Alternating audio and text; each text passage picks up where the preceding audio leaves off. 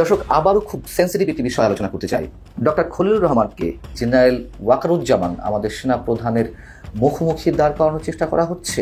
আমাদের প্রধান উপদেষ্টার সঙ্গে সেনাপ্রধান জেনারেল ওয়াকারুজ্জামানের মধ্যে একটা দূরত্ব সৃষ্টি হয়েছে। সবকিছু বিবেচনা করে সরকারই হয়তো সেনাবাহিনী দিয়ে প্রস্তাব পাঠাইছিল, অর্থাৎ সরকার এখন আওয়ামী লীগের সাথে সমঝোতার পথে যাচ্ছে, পথ তৈরি করছে।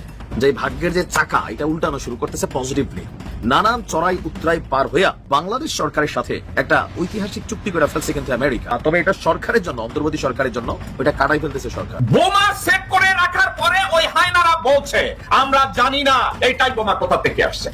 জেনারেল ওয়াকার ওখানে টাইম বোমা সেট করালেন যাতে একত্রে ডক্টর মোহাম্মদ ইউনূস, তাজুল ইসলাম সহ আন্তর্জাতিক ট্রাইব্যুনালের প্রত্যেকটা লোক যেন ওখানে।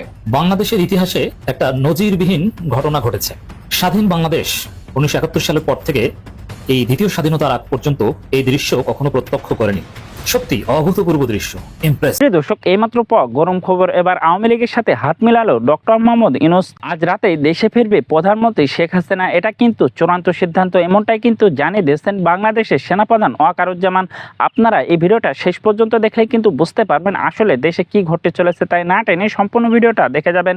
আর আপনি যদি এই চ্যানেলে এখনো নতুন হয়ে থাকেন তাহলে অবশ্যই চ্যানেলটাকে সাবস্ক্রাইব করে আমাদের পাশেই থাকবেন, যাতে করে এমন নতুন নতুন আপডেট নিউজ সবার আগে আপনাদের হাতে পৌঁছে দিতে পারি। তাহলে চলুন কথা না বাড়ি মূল কথা আসা যাক। আপনারা কিন্তু জানেন যে প্রধানমন্ত্রী শেখ হাসিনা কিন্তু গত 5 আগস্ট গণ আন্দোলনে তোপের মুখে পড়ে কিন্তু ভারতে পাড়ি জমান। কেউ কেউ বলছেন তিনি পালিয়ে গেছেন। আসলে কি প্রধানমন্ত্রী শেখ হাসিনা পালিয়ে গেছেন? আপনারা অবশ্যই কমেন্ট বক্সে জানিয়ে যাবেন। তার সাথে সাথে কিন্তু আপনারা এটাও জানিয়ে যাবেন যে প্রধানমন্ত্রী শেখ হাসিনা যদি আবারও দেশে ফিরে আসে তাহলে কি আপনারা তাকে প্রধানমন্ত্রী হিসাবে গ্রহণ করবেন নাকি তাকে বাদ দিয়ে দেবেন। এবং আপনারা এটাও জানিয়ে যাবেন যে প্রধানমন্ত্রী শেখ হাসিনার জায়গায় এখন বর্তমান প্রধানমন্ত্রী অর্থাৎ ডক্টর মোহাম্মদ ইউনূস আছে। আপনারা কি তাকে আরো 10 বছর ক্ষমতায় দেখতে চান?